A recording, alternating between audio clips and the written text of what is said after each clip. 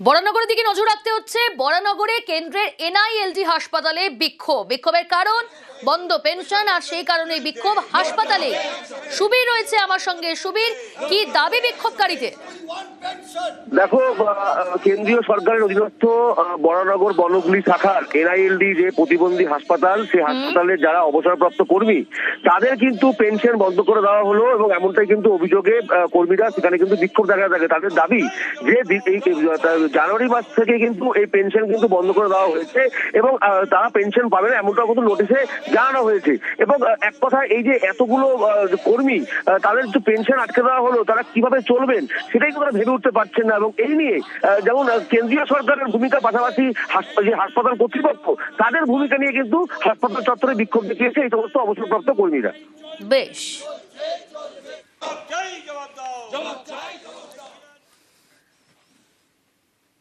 আর এবার নজর রাখতেই হচ্ছে আবহাওয়ার খবরে। শীতের ইনিংস শেষেও ফের নামলো পারদ। ফেব্রুয়ারির শুরুতে দক্ষিণবঙ্গে ফের নামলো পারদ। আজ কলকাতার সর্বনিম্ন তাপমাত্রা 15 ডিগ্রির ঘরে। কলকাতায় সর্বনিম্ন তাপমাত্রা 15.1 ডিগ্রি সেলসিয়াস। পশ্চিম বর্ধমান, বীরভূম, মুর্শিদাবাদে ঘন কুয়াশা। দক্ষিণের বাকি জেলায় হালকা মাঝারি কুয়াশা। দক্ষিণবঙ্গের পাশাপাশি উত্তরবঙ্গের দিকে নজর রাখা যাক। ঘন কুয়াশা সতর্কতা উত্তরের 4 জেলায়। ঘন কুয়াশা দার্জিলিং, জলপাইগুড়ি, কোচবিহার। কুয়াশার দাপট কোচবিহার, উত্তর দিনাজপুরেও। ঘন কুয়াশায় 50 মিটারে নামতে পারে দৃশ্যমানতা। কাল থেকে উত্তরবঙ্গে কমবে কুয়াশার দাপট।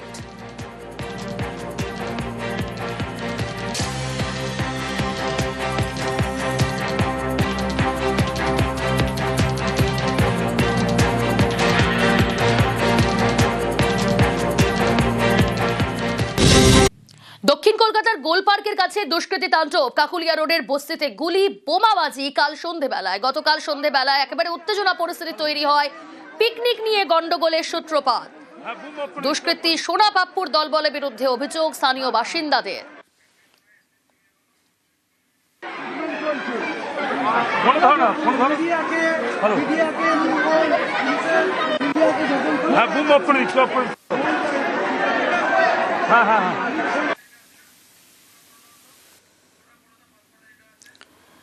দক্ষিণ কলকাতার গোল পার্কের কাছে দুষ্কৃতী তাণ্ডব। কাকুলিয়া রোডের বস্তিতে গুলি, বোমাবাজি, পিকনিক নিয়ে গন্ডগোলের সূত্রপাত। দুজন আহত হয়েছেন। পাশের ওয়ার্ডের কাউন্সিলরকে ঘিরে বিক্ষোভ। পরিস্থিতি সামলাতে ঘটনাস্থলে পৌঁছয় রবীন্দ্র সরোবর থানার পুলিশ। পুলিশের গাড়ি ঘিরে বিক্ষোভ, ভাঙচুর, গ্রেফতার। ইতিমধ্যে গ্রেফতার করা হয়েছে বেশ কয়েকজন অভিযুক্তকে। বাকিদের খোঁজে তল্লাশি পুলিশের।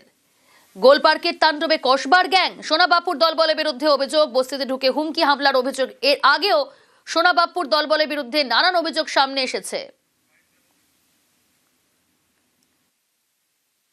সোনাবাবু ছেলেরা চাইছে পাড়াটাকে পঞ্চমতলাকে আগের পঞ্চমতলা করে দিতে। পাড়া দখল করব, এরা ভালো করতে লাগছে না।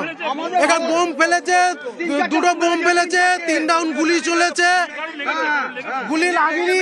আমাদের 10 জন আহত হয়েছে। একজন হাতে এখানে চাপড় দিয়ে আহত হয়েছে, সে গেছে। ওরা 200 জন ছেলে এসেছিল।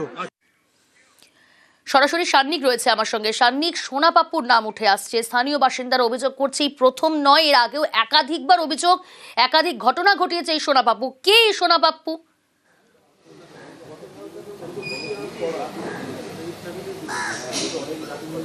দেখো, এই সোনা পাপ্পু কিন্তু কলকাতা পুলিশের খাতায় অন্তত একেবারে দাগি আসামি। বিভিন্ন থানাতে তার বিরুদ্ধে একাধিক অভিযোগ রয়েছে এবং গতকাল যে জায়গাতে রবীন্দ্র সরোবর থানায় এই ঘটনা ঘটলো, সেই জায়গায় যখন গতকাল বোমা গুলি এইসব চলছে, তার থেকে থানার দূরত্ব হাতে গোনা প্রায় 800-900 মিটার।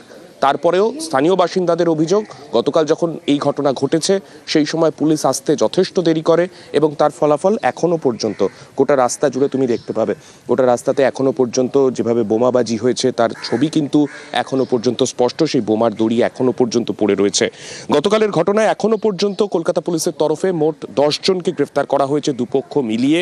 এবং দুপক্ষের যে সংঘর্ষ, আরো একবার জানতে চাইবো, গতকাল থেকে আমরা দেখেছি একেবারে উত্তেজনা পরিস্থিতি। পুলিশকে ঘিরে সেখানে বিক্ষোভ, স্থানীয় বাসিন্দাদের, পাশের ওয়ার্ডের কাউন্সিলরকে ঘিরে বিক্ষোভ এবং প্রত্যেকের অভিযোগ সোনা পাপ্পু এবং তার দলবলের বিরুদ্ধে। সোনা পাপ্পু যার বিরুদ্ধে মূল অভিযোগ, তাকে এখনো গ্রেফতার করতে পারল না পুলিশ।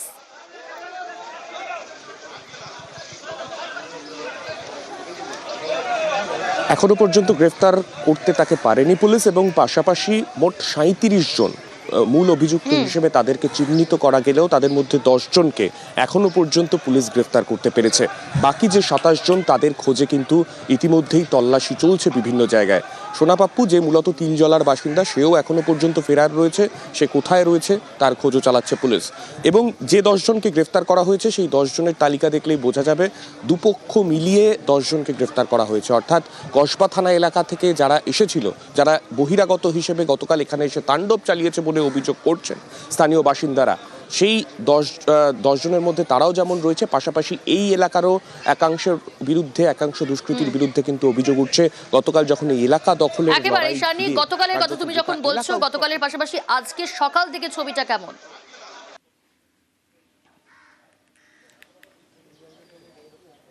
দেখো, আজকে সকাল থেকে এলাকা এখনো পর্যন্ত শান্ত হলেও যেখানে ঘটনা ঘটেছিল সেই এলাকায় এখনো পর্যন্ত পুলিশ মোতায়েন রয়েছে, নতুন করে যাতে এখানে কোনো রকম উত্তেজনা না ছড়ায়। কেননা গতকালের পর পরিস্থিতি রাত্রিবেলা একেবারে থমথমে হয়ে গিয়েছিল। তারপরে সকাল থেকে এখনো পর্যন্ত যে দোকানপাট রয়েছে এলাকায় সব খুলেছে, পুলিশ রয়েছে ঘটনাস্থলে, তারা টহল দিচ্ছেন। এবং অবশ্যই যারা ফেরার রয়েছে তাদের খোঁজেও কিন্তু কলকাতা পুলিশের তরফে তল্লাশি চলছে।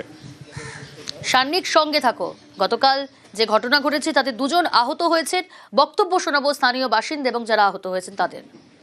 পিকনিক করে আমরা সবাই ফিরেছি, আমাদের পাড়ায় এসেছি। সেই সময় আজ আগে এরকম দেখলাম যে সবাই মিলে এসে এরকম বোতল ছুড়লো, এ করলো, দু লাইন গুলি তুললো, 2 লাইন গুলি চালিয়েছে, এরকম সব কিছু ঘটনা ঘটলো এর মধ্যে। তখন অনেক ছেলেরা আসার পরে এবং নিজের মধ্যে অনেক ছেলে এলো, তার মধ্যে হ্যাঁ সব আমার 2 ভাই এরকমভাবে ছিলাম স্পটে, আমি সামনাসামনি ছিলাম। এরকম ঠেকার দিক দিয়ে এরকম ফুটফুট নিয়ে চালিয়ে দিয়েছে। কয়েকজনকে চিনি, তাদের নাম বলেছে, আর কয়েকজনকে চিনি না। অনেকে 40-50-এর মতন ছেলে এসেছিল এরকমভাবে। ওই সোনাপাপুর ছেলেরাই, মানে ওদেরই পায়ে গিয়ে ছেলেরাই ছিল।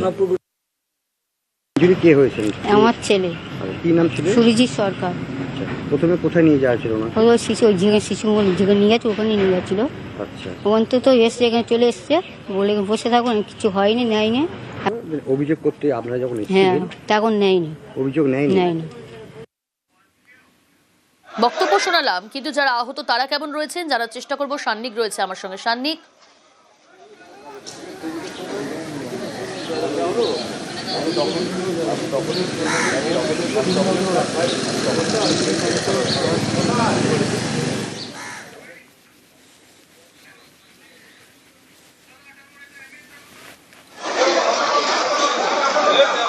বেশ, আপনাদের জানিয়ে রাখবো ইতিমধ্যে 10 জনকে গ্রেফতার করা হয়েছে। এই হামলায় গুলিবিদ্ধ এক, মাথায় আঘাত নিয়ে এসএসকেএমে ভর্তি রয়েছেন আরও 1 জন।